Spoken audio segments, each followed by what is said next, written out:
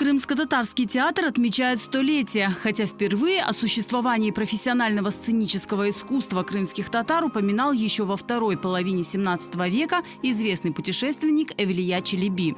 Он несколько лет пребывал в Бахчисарае при дворе хана Мухаммед-Гирея IV. В его записях подробно описаны представления придворных артистов, которые они давали по вечерам в священный месяц Рамазан. Yüzyıllık bu böyle bir resmi rakam. Hakikaten bizim tarihimiz, tiyatro tarihimiz pek kadimi zamanlardan başlandı. Ve biz bugün böyle bir kısadan bu uzun yolunu bakamız. Ve evet kelimiz bu resmi rakamga 23. sene, bu pek mürekkep seneler edi bizim tarihimizde.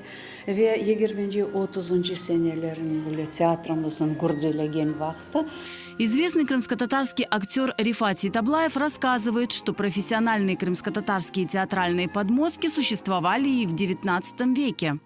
19 asırlarda bizim kahvehanelerde tiyatrolar var idi. İlk katlı kahvehaneler, buna Dereköy köyünde, akıl eşitken, bilgenime göre işte aşağıda kahvehane, tepede işte tiyatroydu ve pek mürekkep ağır piyesalar sanaştırılardı. Demek bu profesyonel seviye bilmeyeyim. Belki bir yerde okuyandırlar, belki andan bundan davet etkendirler bilmeyeyim. İnkılaptan aldın, bizim kadın kızlar tiyatrı var idi.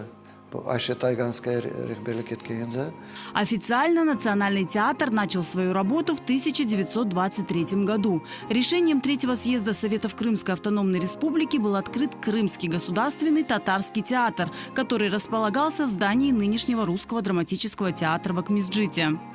Во время депортации крымских татар прекратил свое существование, а в 1989 году вновь открыл свои двери легендарной постановкой «Арзы Кыз».